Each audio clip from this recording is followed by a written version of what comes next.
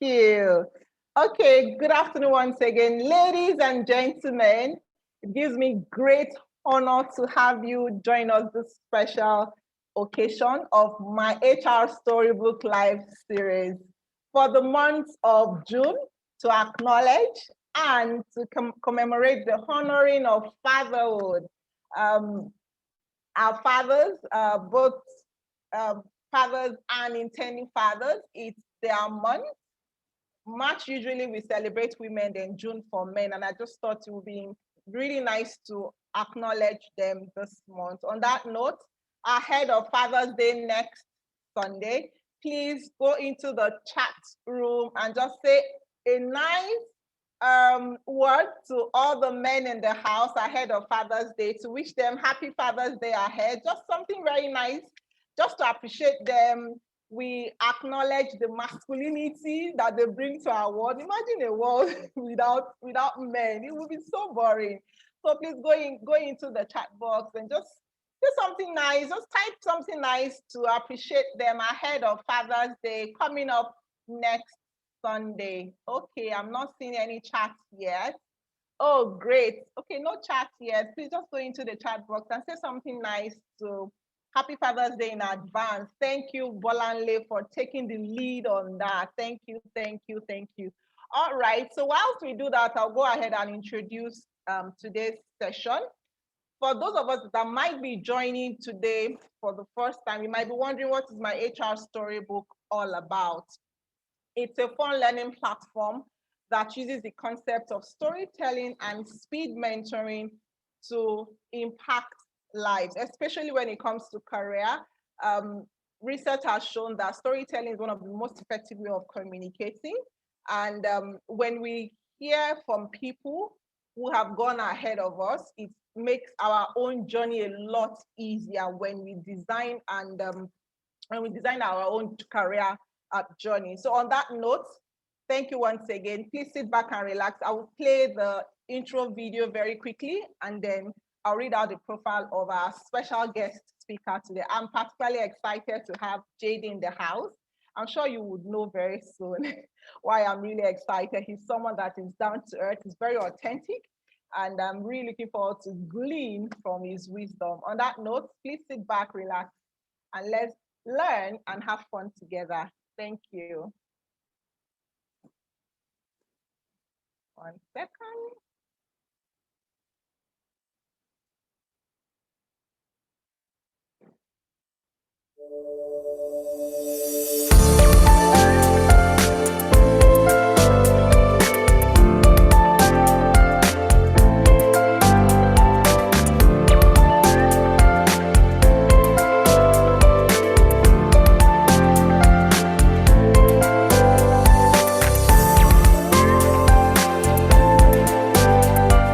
Identity and your brand. So if Bolaji had given you that target to be the top 5 person in the industry,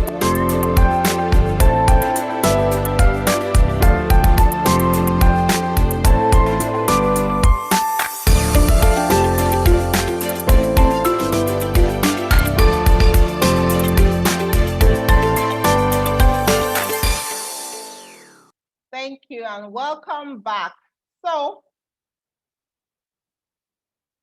Mr. Jamiu Dina is currently the head of local corporate in an international bank, a seasoned banker with over 23 years experience across multiple banking value chains, spanning personal banking, corporate and institutional banking, trade finance, credit risk management, corporate finance, and commercial banking, leading a team managing over 400 clients across Africa, Middle East, Europe, and Asia. Wow, that's a huge one. Eternally grateful to have in his life Adiola Dina. I call her my beautiful auntie. And they are 2 awesome kids, very adventurous and highly optimistic. Jamiu's favorite pastime is hanging out with his family, cooking for his family, watching football and trying things out. I think that cooking part really caught my attention because that is one area that a lot of our men a lot of our men really they're not really active in, but I'll get to that later on. So JD, thank you so much for taking out some time. I remember speaking to you about this session, and you said Sunday is a very special time for you because that is the time you spend with your family. Yeah. And you've taken out of that time to spend with us, your external family. I mean, we acknowledge that, and we really do appreciate you for that. So let's talk about family first before we delve into your career journey. Now, growing up, we'd like to hear from you in terms of the parental setting that you grew up in. Did you grow up in a family with a mix of male and female children, or just one particular sex? And how did that influence your growing up? Did your parents ensure that whilst they were giving you, while they were bringing you up and training you, was there equality in how they sort of apportioned the parental care for you with regards to your other siblings? Or it was everybody is the same, either you're a female or you're a male? It would be nice to hear how that played out while you were growing up. And then one step further into, how did that even impact your choice of career? Did you come into the workplace with the way you were brought up with regards to how to treat the female gender? Did that influence your career in any way? It would be nice to start on that note from you. Over to you. All right. Thank you, Lara. When I was listening to the intro, I was like, is that me? But then I realized that was me actually. Okay, my growing up, very interesting story. I lost my dad when I was 18 months. So, and I only knew my mom. But interestingly, it was more of my grandmother that I stayed with in the family house. So for the first 6 to 7, 8 years of my life, I actually thought my grandma was my mom because I was staying in her room, and she couldn't read, but she was very intelligent. And when I think I'm woodwicking her and I'll carry a novel and say, "Show carry," I'll carry a novel and I'll be reading the novel. Say, "Yes, I'm studying." So I think she must have gone around to other people to ask them, "What is this? Is this a school book or what?" So they must have told her this wasn't a school book, it's a novel. So the next time I lied to her that I was studying, she slapped the living daylight out of me. So I think I've been I've been largely influenced by women in my life. So my grandmom was very instructive that she wasn't educated, but she made sure that I was studying very hard. In my primary 1 to primary 3, I was either coming first or second. If I come third, she will beat me blue black and stuff like that. Then my mom. Then I also grew up with my uncle and my auntie. And my auntie she's late now, blessed memory. She was a teacher, a chemistry teacher, so that also helped. And I was quite a wayward child, but growing up with them, I was taught a lot. And in the family, they had 5 children, 2 guys and 3 girls, and I was there. But we lost 3 of them now. But there was no much difference. Everybody was more or less equal. So cooking, baking, sewing, washing cars, and stuff like that. So we're all treated with equality. But by and large, I think the influence women have played, my mom, my grandmother, my aunt have played in my life, and my cousins, Bukola, Fumi, they played in my life. I can't imagine. Invaluable experience. Thank you. Taking that into your career journey, Yeah. did that also influence your career decision at any point in time? No. All my life, okay, my career is, let me split it. I wanted to be an engineer from when I was a kid. All I wanted to do was to be an electrical and electronic engineer. And I spent my first jam was my first choice was elect. Second choice was elect. Third choice was elect. First choice university was OAU. second choice OAU, third choice OAU. I was so clear what I wanted to do in my life. Incidentally, I didn't get the admission first time. So I went to do A levels in Federal School of Art and Science, and I did the same thing. First choice, second choice was OAU, elect, like that. And I got admitted. But incidentally, I think in getting to OAU, I made some money as a young guy. I had some money, about 17,000 back then. 17,000 then was a lot of money. It could, let me put it into perspective. 17,000 can get you back then 3,504 salon cars. A 504 was 5,000 naira. A Passat was 4,000 naira. So 17-year-old guy in university, I was just wayward. I spent all my life in my first 2 years in Unilag with my friends, up to the point some people thought I was a Unilag student and I was always going to Bedu, which is shrine, not the shrine of today, as in the original shrine in Otigba in Computer Village. Yeah, so incidentally, I had to leave OAU. I dropped out in my fifth year in OAU, spent additional 2 years to look for admission, got admission into LASU, started in economics from year one. And when I graduated, okay, that I was going to go into manufacturing. My aim or my aim there was to work for Cadbury. That was a company I actually admired, but I couldn't get service into Cadbury, so I was working all over Kano and there was no way to serve. I wrote all the tests. I passed all the tests. I was first. I came first in all the tests, and I was told that I was too old, so I couldn't get a place to serve. Until somebody now mentioned to me in passing that they were writing tests in Citibank the next day, and they were looking for a 2-1 material, and I graduated a 2-2. So I changed my CV, put 2-1 there, working. 300 of us wrote the test. I was the highest in the test, and three of us were shortlisted for the interview. And when I went to check the test results, you can imagine a queue of people going to check their result, and I saw people getting to the front of the queue rather than going to ask for the result. They keep on going to the back of the queue. So I just jumped the queue and walked right in. And the guy said, "Why did I jump the queue?" I said, "Okay, nobody was coming in, and I just needed to check my result." And I was a bit arrogant. And he now asked me, "So do you think you pass?" I said, "Not about passing. It's about me just knowing my results so I can get out of here." And he said, "Well, you passed, so you should come for interview." I'm like, "Okay, interview. Like when?" He said, "Monday." I said, "Boga, I don't have 2-1, oh, I have 2-2."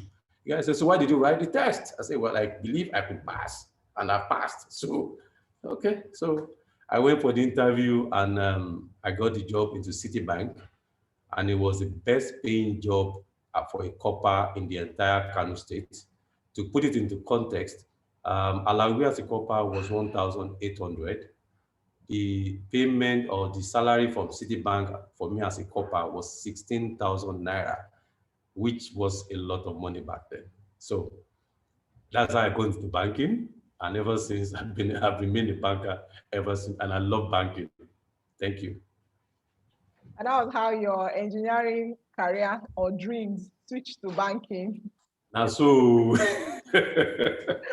Okay. Thank you so much for being very open and very Right, authentic with us as you were sharing that story.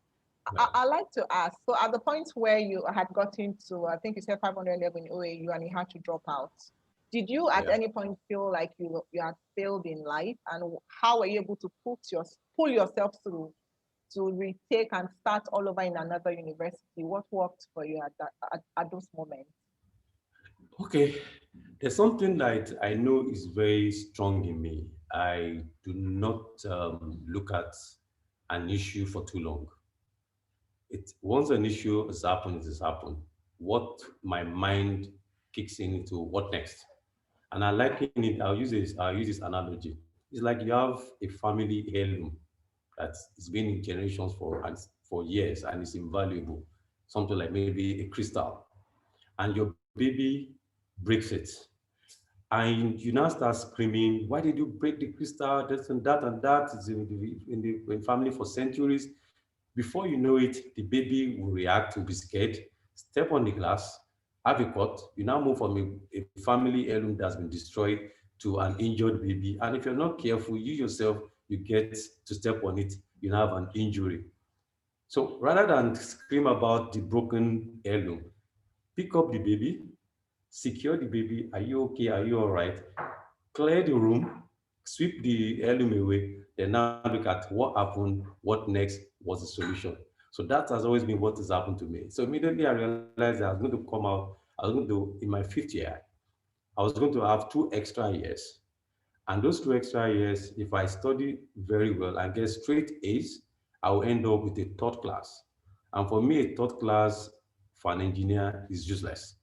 So rather than waste my time, I went to one Professor Mosini. I told him about my issues and what my thoughts were. He said it makes sense that I should get my transcript and go look for another university. So I packed my baggage, got my transcript, got home, and this is very, very, I think one of the most important things in my life. My mom of blessed memory, I bless her. May God keep on blessing her. I go home. She asked, "Is everything okay?" I said everything was okay. Do you want to eat? I finished eating. She gave me food. I ate. I slept. Woke up in the night, said my prayers. The next morning after prayers, she came to my room, sat on my bed. Ogbeni, what happened? You understand? And I narrated my entire story in Ife. I opened up to her. She did not say a word. She listened to me calmly, and she now asked me after the story, "What is your plan?" Most mothers will scream, will throw tantrums, will da, da, da, da, da, da. You understand? Slap. She just she didn't do all that. Just asked me, "What next?" And I said, "Okay, I want to go back to school." Said, "Are you sure?" I said, "Yes." It's okay. Which schools? So I mentioned University of Ilorin. I mentioned Ogun State University. LASU wasn't in consideration at all. I also mentioned Unilag. Incidentally, I think Ogun State University gave me admission, but I turned it down. Realized that I was going to go to school and I'll be playing. I'd rather have to go to LASU, which was close home. It was a walking distance from home, and the rest is history. So that's what happened. And in life, you always have hiccups. You always have pitfalls. There's no point screaming or saying this is what has happened, looking at the missed opportunity. That pitfall for me, there's a reason for why you had that pitfall. If you are not at that pitfall, something else or something bad could have happened. I look at it, I see the positive, I don't see the negative. So when that situation arose, the only thing I could do was, what next? And what next was, go back to school, don't drop out. And I didn't drop out. And I went back to school, spent 4 years. So what I tell people, my mates spent 4 years, 5 years to get a degree. I have spent 11 years to get a degree. It's not how far, but how well. Thank you. Wow, that was so deep and so inspirational. Thank you so much, JD. I mean, we wanted to hear your career story, but from here we are learning parenting skills, we are learning emotional intelligence, we are learning wisdom for career success principles. Thank you so much. So let's take it a step further into the workplace. Okay. When you started your career in the banking industry, Yeah. was there at any point where, okay, or just share your experience in terms of having worked with both male line managers and female line managers? How's the experience been working with both sex in your career journey as a banker? Okay. Well, I've had, I think right now I've had like 8 line managers in my entire career. Only one has been a lady. Only one has been a lady. Interesting bit. Um, Somebody shared on the TYFN network recently that if you were given a ticket to go to Tahiti, will you take your line manager? The answer is a resounding yes for every line manager I have had. I will take every single one of them because they are all different people. I'm still in touch with most of them, and we have a good relationship because they've impacted me one way or the other positively. Okay. Now working with men is different from working with a lady, right?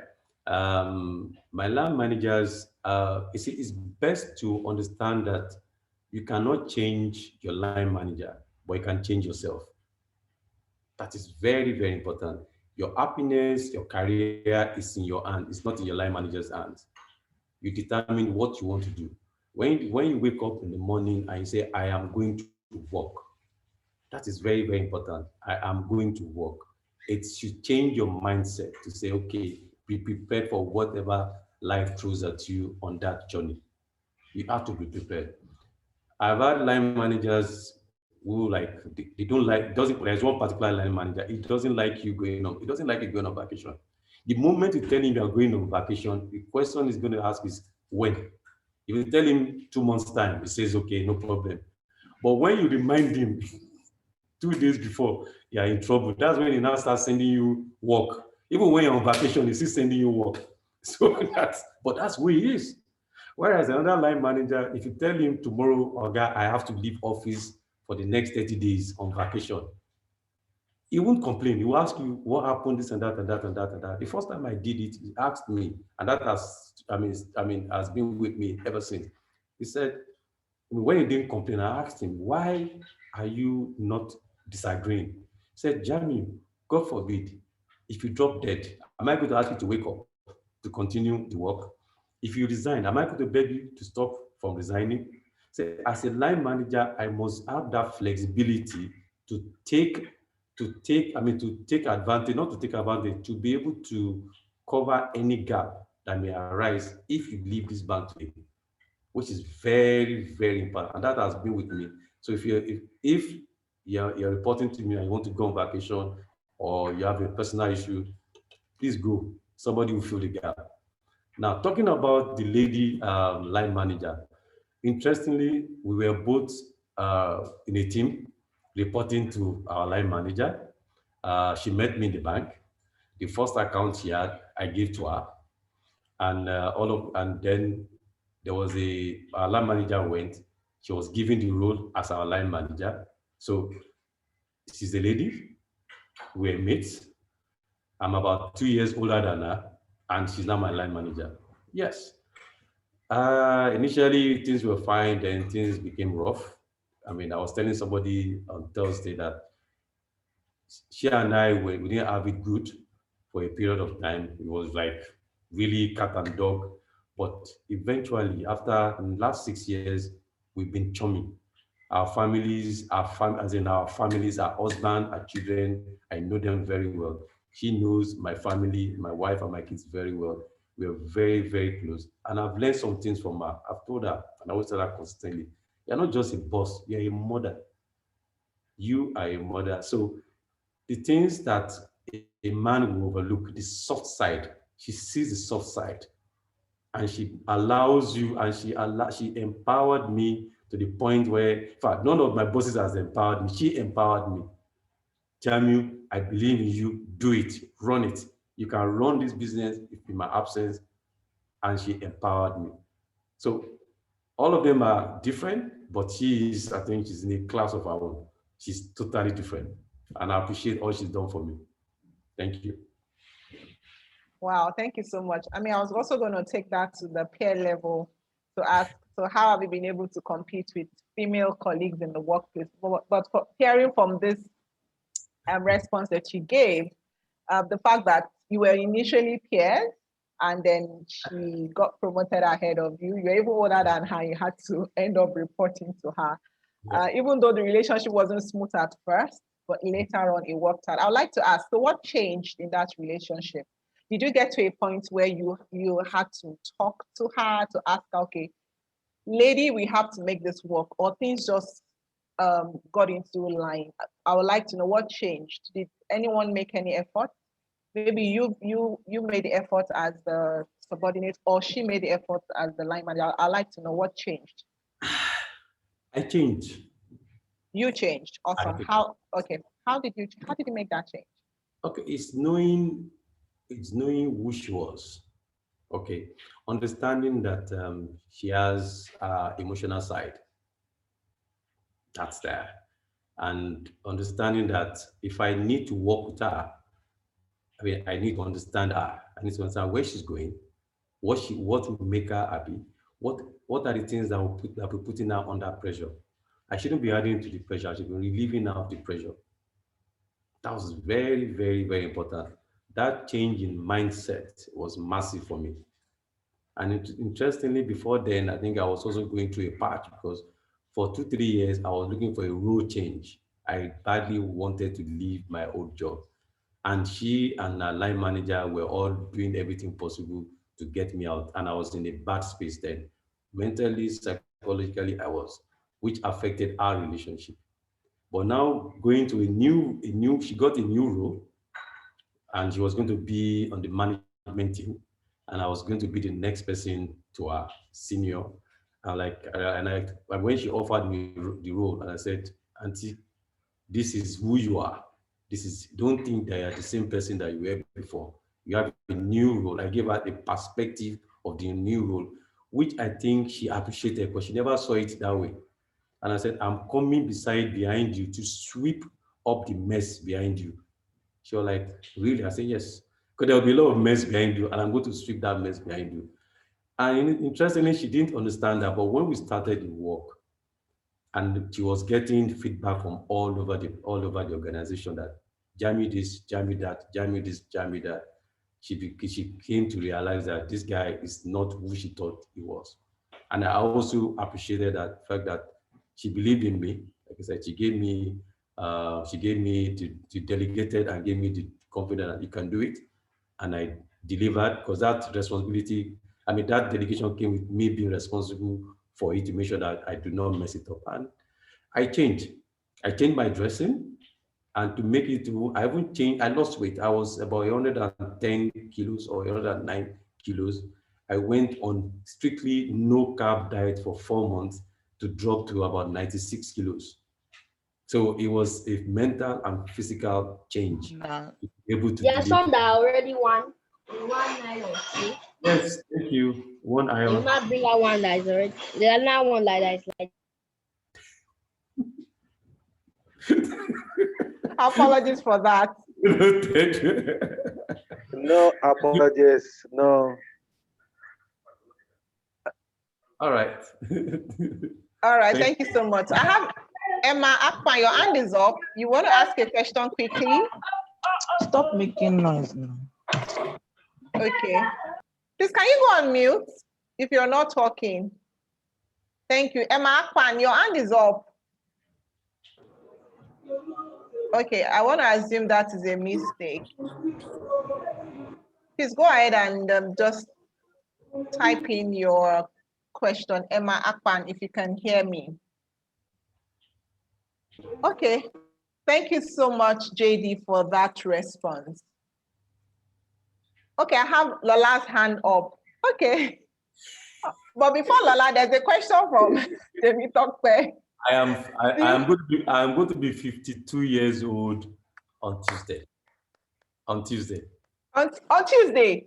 Yep. Woo, what? Birthday loading. That's nice. Happy birthday. Happy birthday in advance. All right. Lola, have your hand up. You want to go off mute and ask your question? Lolly pumping.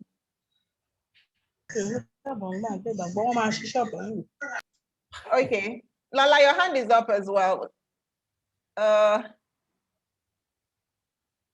want to assume that. Oh, sorry. I thought I unmuted. Can you hear me? Yes, Lola, go ahead. Wow. Lola, we can hear you. Can you hear me now? Yes, we can, Lola. Sorry. Good afternoon. Good afternoon. So something came to mind while JD was talking about peers on a job. So what if you had like the scenario JD painted, someone that you're probably older than, right? You had a fairly good relationship in a team, and then we know how these things work. The person eventually became a boss, like a step ahead of you. what if you try to keep the relationship and you had the conversation, you did all you could do, and for some reason things are just not working? Is it okay to just assume that some relationships are just not meant to be, and just allow each person to do their own bits and get the work done, regardless of how icy or how bad the relationship is? Thank you. Thank you for that. JD, over to you. There is no relationship that cannot be fixed. Absolutely no relationship that cannot be fixed. I'm of the opinion that, see, I've worked with various line managers that each one of them is unique. There's a line manager when I was in Citibank who everybody in the bank avoided, seniors, juniors, they never liked him. But I worked with him and it was awesome. I even volunteered to work with him. He was shocked. And this guy comes to my house. I go to his house, know his family, I know his wife. It was awesome. It's just to find out what that person wants, what that person needs are. Because every line manager, every person has something that they're aspiring to or that is disturbing them or they want to achieve. How do I understand his goals? How do I understand her views? How do I understand her aspiration? How do I understand what she wants, how she wants it, when she wants it? Once you understand that, then you'll be able to like adapt yourself. Because someday you're going to be a manager. And like I always tell people, one of my line managers back then say, you're going to leave this organization in the next 3 to 4 or 5 years. I want to take over from you when you leave. So what do I need to do to get there? Okay. So like the saying goes, if you're thrown lemon, make lemonade out of it. It's so easy to say, but if you just take a step back and like, what can change? I can change myself. What does this person want? Because it's a two-way street. You're looking at what are people behind you, people you're leading. Okay, can you change them? And it could be in an organization that you cannot fire people.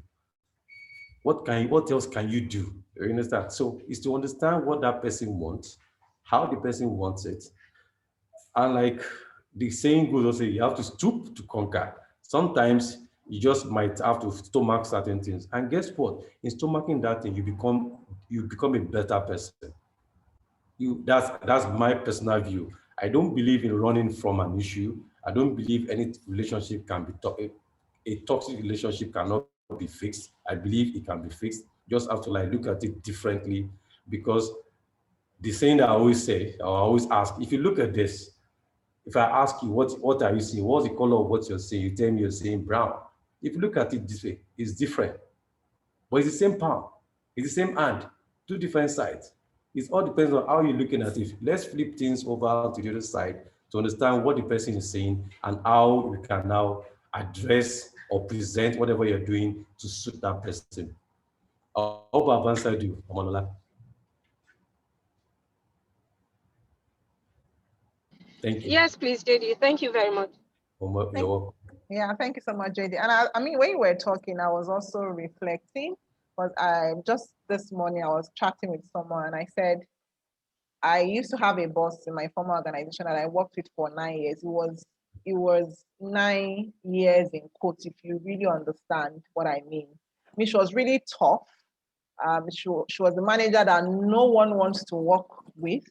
Even sitting opposite, I remember telling someone that in the manager's pool in my former organization, there was an open role for the finance manager to sit opposite, the HR manager's role. But because of her, people did not take that position just because of her.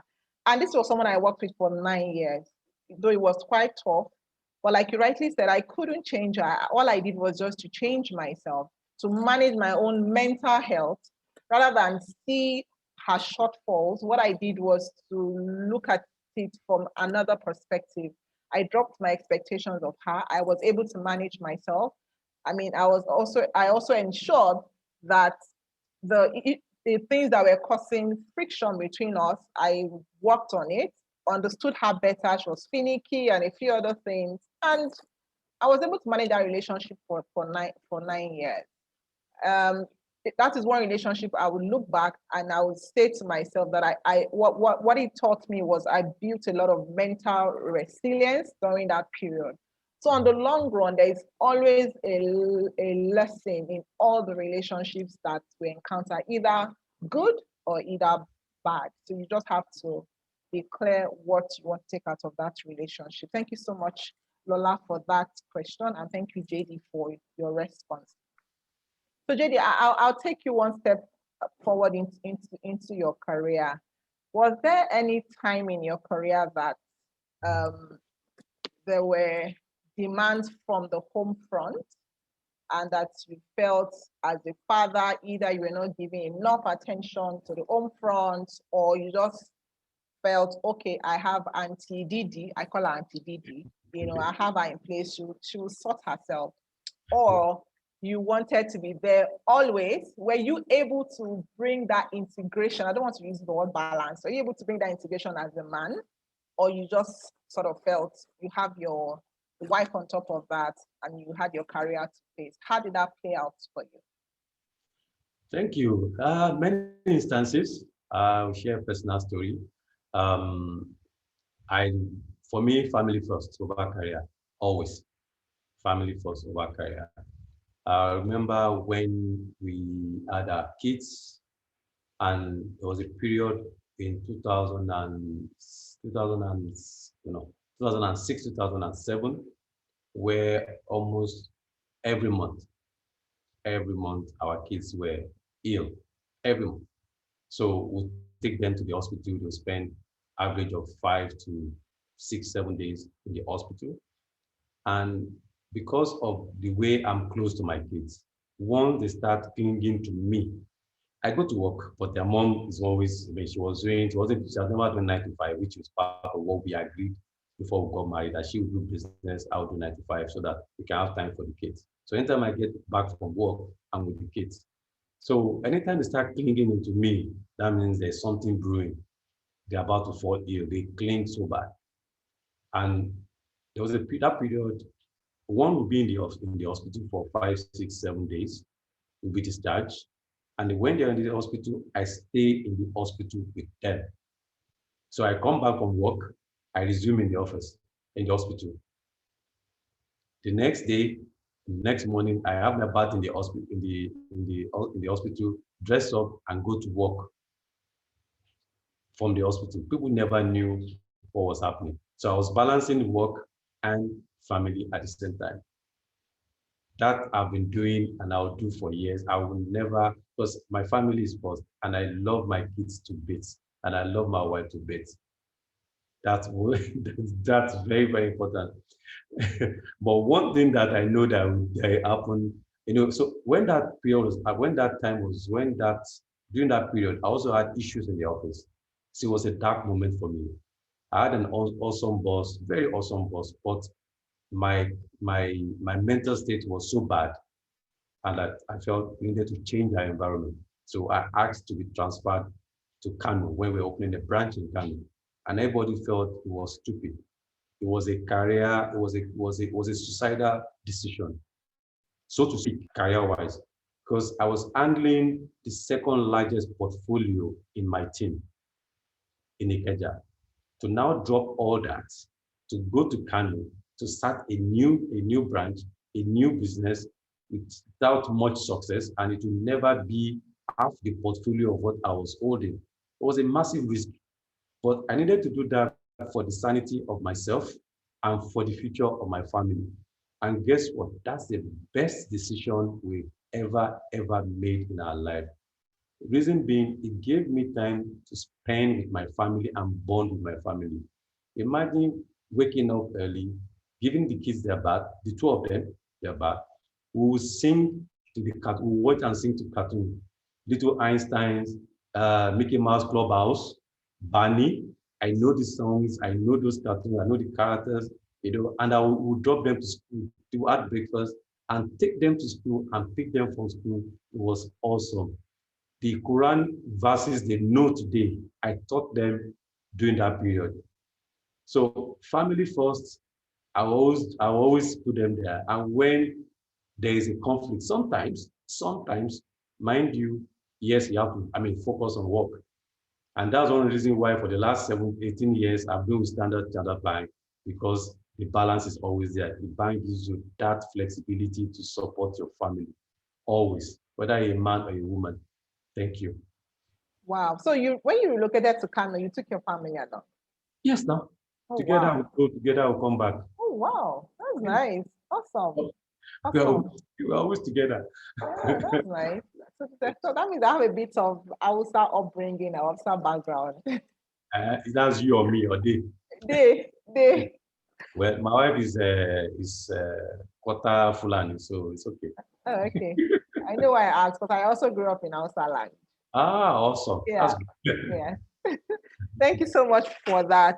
So I have a question from Udo here. Thank you so much, sir. I am glad you had a fantastic relationship with all your line managers. That's a great level of emotional and social intelligence. How would you express the uniqueness or differences between male and female line managers and direct reports inclusive, if any?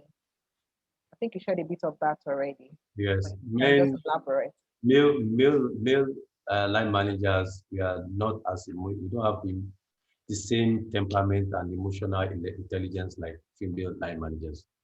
And more often than not, most times we pamper our female reports. We do pamper them, which is wrong. I was doing that before I realized that, hey, I'm not helping my female reports by giving them less work. And I've said it, you women wear trousers these days. So I treat each of my direct reports like a woman, like a man. And we are building muscles too. Yes, because ultimately, if you don't treat them like men and treat them equally and give women that work that is the same as a man, you don't put them under that same pressure. You are not preparing them for leadership. That's one. You are not also positioning them for leadership. There are three things in careers we all need to take care of and be very, very. Please notice there are 3 P's in your careers: packaging, positioning. What's the third one again? Packaging, positioning, and sorry, I've forgotten the third P now. Maybe to come to me. Yeah, now, she does, please share. Perception. Yeah, I think it's Okay, perception. Perception. Yes, perception. Perception is in your hand. How you're perceived, the way you dress, the way you talk, the way you communicate in your email. One of my line managers, when I was starting my career as a copper, taught me how to communicate by emails. The way you word an email to a junior person depends on the way you word to your peer, the way you word to your senior. So don't assume you can just write email anyhow. The way you dress, the way you talk. You can't be just talking anyhow. And also, when you go for a meeting, please don't be a fly on the wall. Say something. Ask a question. Make your presence felt. Leave your presence in there. That's how you create a perception of who you are. That's one. Now, in terms of packaging, you have to work with your boss. Because if you make your boss look good, then your boss will also try to make you look good. Then, when they are tasked, please always raise up your hand for projects, special projects in your organization. Don't see it as extra work. See it as one, a place for you to develop, an opportunity for you to develop, also for you to be seen by seniors, by other members of the organization. Such way you're already being packaged. Now, the positioning is by your boss. Because when you are sessions or when your bosses, when bosses are meeting and they're like, okay, we have this project. No, let's give it to Jamiu. You're not there. It might not even be your boss that will be saying it. Somebody else in the organization say, no, I think we should give it to Jamiu. Jamiu can do it. He's the one best suited for it. That means you are being recognized, one, by other people, by your boss. And when the time comes to be given that increment or that promotion or that additional role or whatever they're looking for, there won't be any challenge. People will like, no, this person is already available and they'll move it forward. Okay. Am I clear on that? Yes, okay. That was powerful. The 3 Ps, packaging, positioning, and perception. Thank you so much. Thank you. Quite spot on. I have a question here. I mean, you talked about giving equal opportunity for women in the workplace, not seeing them as less vulnerable than men. So I have a question here. What is your opinion about the masculine stereotyping in the workplace, especially for executive level?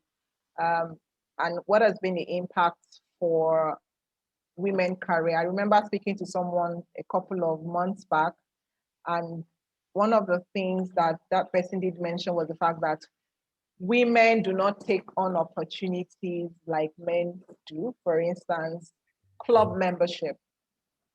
She was sharing with me that in her organization, a lot of the men would usually, use up their club membership benefit, but women hardly ever come to claim their club membership. And that is because there is a perception that as a woman, you can't be seen hanging out In the club. You said it for me already. Who was that? You can't be seen hanging out in the club with men at wee hours of the night. So what's your perception around that, especially for women who are aspiring to, reach greater heights in their career? Do we really have to get to that point at some times in our career life? Okay. What's your view? Okay, I think women and men are wired differently. That's the first thing I would say. Whereas women will have many micro, nano, mega processors running in your brain, processing every angle, all imaginary angle. Men just have two areas, positive or negative. Just two processors. You're like, go this way or go that way. But for women, you guys will look at all angles, and at the end of the day, analysis paralysis will happen. That's what. So once you are paralyzing, the men are already moving forward and seizing up for the opportunity. That's it. That's on one side. Secondly, club membership is not for nightclub. It's for social clubs, and that is a compensation that the organization is giving is meant as a mark for you. So why are you saving money for the organization? I don't understand. Your children go there, go and swim. It's not good for you. Okay, you don't go. Your children will go and swim, learn karate, do sport, network with other children, become better people. See it as an opportunity for you to empower and to develop your children. If you are shy, no problem. But let your family enjoy those benefits. Very, very important. Because nowadays, everybody stays in their houses. So your children will just go to church, go to school and home, or go to grandpa. But let them go to these social clubs and mix with other children and form bonds and network that will help them in future and also become better children and better human beings. That's where I see it. Thank you very much. Thank you, JD, for that. So we have a comment from Temitope in the chat box. It reads, I beg to differ on the club issue. Take your husband along. Power moves are mostly made outside the boardroom. Yes, I agree. And of course, there is another view from Omolala. Some husbands cannot be caught dead doing that, but we know, especially those that their husbands are like pastors and all of that. No. Your husband being a pastor doesn't mean you cannot go to a social club. Clubbing is not nightclub. Clubbing is Lagos Country Club. Sure. Club. So, I mean, even gym. Some of this, gym. It covers gym plans as well. So it's not typically all around. It has to be a nightclub. Yeah. I totally agree. And I think that speaks to the mindset of some women that they might have to change. Okay, I don't know. Is there any question from anyone in the house? Oluwaseun Damilare Victor, your hand is up. Please go off mute and go ahead and ask your question. Thank you. Yes, Lara, there is a question Timmy asked. You missed it, so let me just ask a question. Please go ahead. So she said, JD, if you have the opportunity to choose another career, what would that be? Thank you. I missed that. HR. Yes, I would like to be HR practitioner. Wow. Tell us why. Yes, I'll tell you why. I believe there's so much HR can achieve that is not being achieved. I've consistently had that conversation. HR is not just health representative, like somebody told me this morning, just just managing human resources. We can actually be thought leaders. I know business. There's always been this belief, okay, by employees that HR is not doing enough, not protective enough, is always on the side of management. How can we change this narrative? That's on one side. I would love HR to start seeing themselves as a profit center rather than a cost center. The moment that narrative is changed, then HR will have a big, have a big say in things that goes on. It's now left for HR to be able to link whatever that's been done to the profit the organization is making. And I'll give an example. So I tell my legal colleagues that, see, every document you review is either meant to save the bank money or help the organization to make money. So find out how much is this document, how much is the dollar impact of this document. So this document I've reviewed has generated $10 million worth of revenue for the organization. I will mark it. So when I'm talking in strategy sessions or meetings, I say, as a head of legal, I will say, this month we have reviewed documents, 10 documents, and this has impacted the organization with by adding $10 million to the bottom line or saving the organization $5 million. Then people start listening to you and start seeing you more as a profit center than as a cost center. The same thing with HR. Without human being in any organization, the organization will drop dead. Period. It will drop dead. So how do I, if I were in HR, I would love to lead that conversation. And also, HR practitioner need to learn business. I would love to see head of HR become CEO of an organization. I would love it. Head of HR should not be the pinnacle of HR, group head HR. No, it should be a stepping stone to being deputy MD and MD of an organization. That's where I would like to be if I were to change a career. Thank you. Awesome. Thank you so much. And I totally align with your submission on that. Head of HR, group head of HR is not the pinnacle for HR career, but we need to be able to transition to lead the entire business in executive roles like the CEO role, like the CEO roles, and so many interesting leadership roles. I totally agree with you. Thank you so much. We have a few comments. We have a few comments in the chat box. So Temi T says, JD in HR, can I work with your team? Me too. I like to work with you in HR as well. I mean, the way you shred us in HR, you need to learn a lot from you. And you're so right, Temi T. I personally have had to call JD and say, JD, kilo shele gongo no. We had a very good conversation, and I could relate with him what his concerns were, as well as the expectation of HR.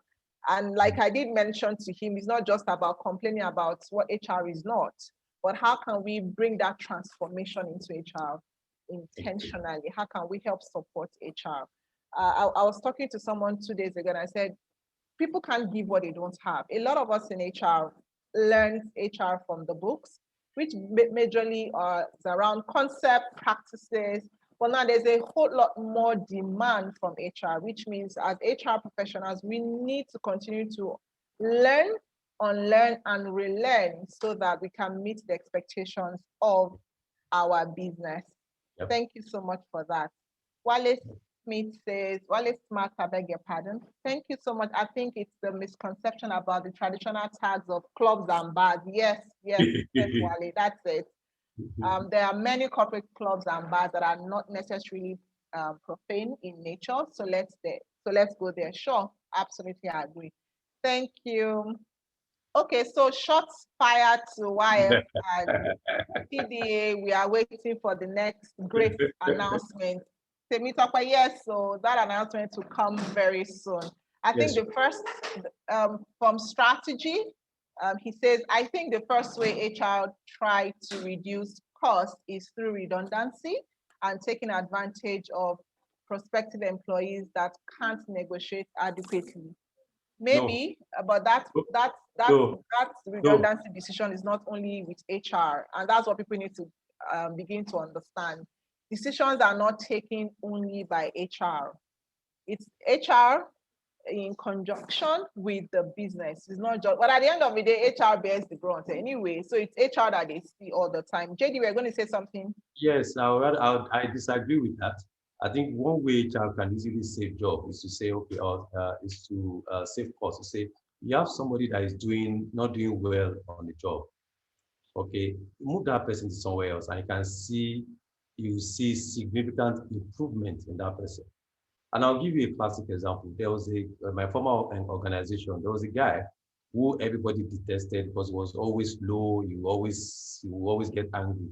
And he was going to be fired. Somebody senior called him and found out that this guy doesn't like distraction. He doesn't have good command skills.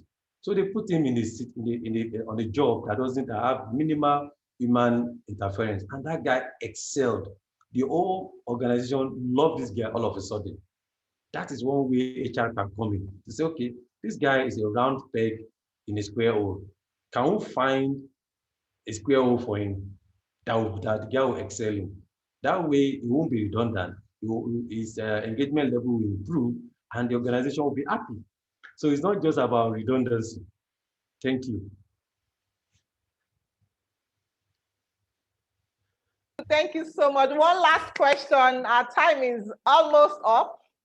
So in terms of managing the opposite sex relationship in the workplace, how have you managed your female relationship at work, especially as with sexual harassment claims from females who seem to be more vulnerable and sort of leveraging on that? Do you feel men receive enough fair hearing and justice as well with regards to the old sexual harassment claim going on in the workplace? What are your thoughts on that? I'm a flirt, big time. I'm a flirt. I flirt a lot. What does that mean? What does that mean? I play with women. Okay, yeah, sure. With the perception of sexual, it could be interpreted as a sexual advancement, but it's not. I'm just playful, generally playful. My star is a playful star.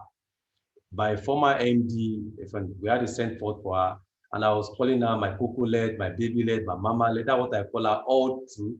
We hug each other, we talk and play. That's who I am. But then I have to draw a line.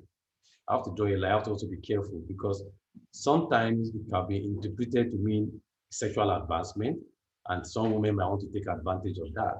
Absolutely. And so it's a balance, but people have come to realize that this is who he is, and I'm also very careful. Now I have a set of ladies reporting to me, and I tend not to hug them. I'm like, how come you hug every other person, but you can't? I said, no, guys, I like you guys. You guys are single. You guys report to me. I do not want any situation whereby in future I want to recommend you guys for something, and it's being said because Jamiu is having or is in a relationship with them. So we need to be careful around that. So I maintain on that side. Men get sexually harassed, but we don't talk about it. Interestingly, my butt has been pinched at work by a lady. Interestingly, yes, walking by, pinched my butt twice. I like, what's happening there? You can't, yes, but I can't report it. I can't even talk about it. I just went home and told my wife, say, Madam, see what happened to you. So it's strange for a man to speak up. And I'll give this, and I'll please for all men, please be very, very careful. Yes, you are friendly, or you are friends with ladies in your emails, in your chats, all these playful, dear, my darling, however, when your friend is okay. The moment there's a line, there's still like between love and hate. The moment there's a dispute, those things will be used against you. If you're calling her darling, if you're calling her my love, that means you have thoughts. So let's be careful. That's all I would say. Thank you. Wow. Wow. Wow. Err on the side of caution. Always. That was deep. Wow. Thank you so much, JD. I had a fantastic time. I think we have someone's hand up. Please, can we take Taiwo's question? Taiwo, is it from before or you've put up your hand again? Taiwo Adegu. No, yes, it's thank you, Lara. It was from before. Okay. But I really want to thank JD for this wonderful experience sharing. It's really covered the field. Like you observed, it's not just about career now. Even parenting, very heavy in parenting. Absolutely. I think that's fantastic. I just want to say. Taiwo, are you still there? We can't hear you again. Wow. Hello. Sorry, for ladies who manage. Hello. Yes, we lost you. We lost you for a bit. Yes, for ladies who manage men, I want to feel that guys are willing, from my experience, to give so much if only ladies can drop their defensiveness, ladies can really be the mothers that they are. I've had very We lost good you experiences. again. And Okay. then my line managers, I said, ladies can be very fantastic. Ladies are fantastic. My best liners have been ladies. Hello. Yes, Yes. go ahead. Hello. Taiwo, go ahead. We can hear you. Please go ahead.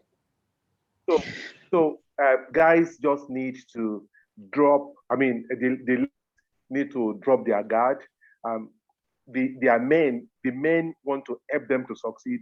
Most men, I think, who important to ladies, want to help them to succeed if the ladies can play their role very well. Stop being defensive, bring in the guy, trust them, empower them. They will know that they can really increase their productivity by engaging these guys more. That's what I think. Thank you. Thank you so much, Taiwo. We are out of time. I have Nelson's hand up. Nelson, in 30 seconds, can you just quickly share or ask your question in 30 seconds? Okay, thank you very much. Okay, thank you very much. My name is Nelson. Jamiu is somebody I admire from afar. I also work with the organization where he works, and I joined this session just because I saw it on his page, on his Instagram page, and I said it's one of those leaders that mentor you from afar, and anywhere he goes, we follow him even without him knowing. Thank you, Jamiu, for all you do. There are a lot of people that you mentor from afar.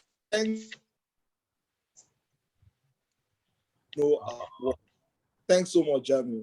Okay. Thank you, Nelson. I think it's also safe to take that as a vote of thanks as well. Because normally I would have called someone to share the vote of thanks. So Nelson, thank you so much. You proactively gave us the vote of thanks for today's session. I'm so sorry we can't take any further questions, but please, you can always reach out to JD. JD, for those that don't have, maybe you might want to drop your number or your email address in the chat box for people to reach out to. Thank you so much, everyone. Thank you. Thank you. Thank you. Thank you. Thank you too. Thank you. If he's on LinkedIn, we can follow. If he's on LinkedIn, we can follow him. He's on LinkedIn as well. He's on LinkedIn as Jamiu Dina. Yes, please. So feel free to reach out to him for your questions. Thank you so much, everyone. For making the evening worthwhile. Oh, wow. That's a great feedback. I'm humbled. So everyone, you can go off mute, and please just feel free to appreciate JD for his time. He spent his family time with us this evening. Thank you. JD, thank you. So much. Thank you so much. Thank you, Thank you Lara. very much, JD. Enjoyed Really the appreciate session. it. We're grateful. It was quite interactive. Thank you. Thank you. Lara, thank you. Thank you so much. Thank you so much. JD. Thank you very Thanks for much. the work. Thank It's a you, really good. Lara. Thank you so much, everyone. I appreciate you. Thank you. There are two ways of making Enjoy conflicts. the rest of your First, you Sunday. select the Yes, thank you so much. You too.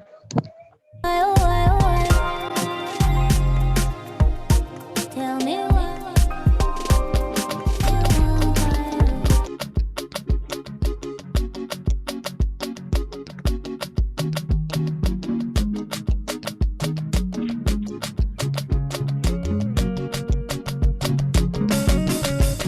if no be God, who are for me? I'll be a nobody, nobody. But for God, who I be, I'm a somebody. Giovanna, my superstar.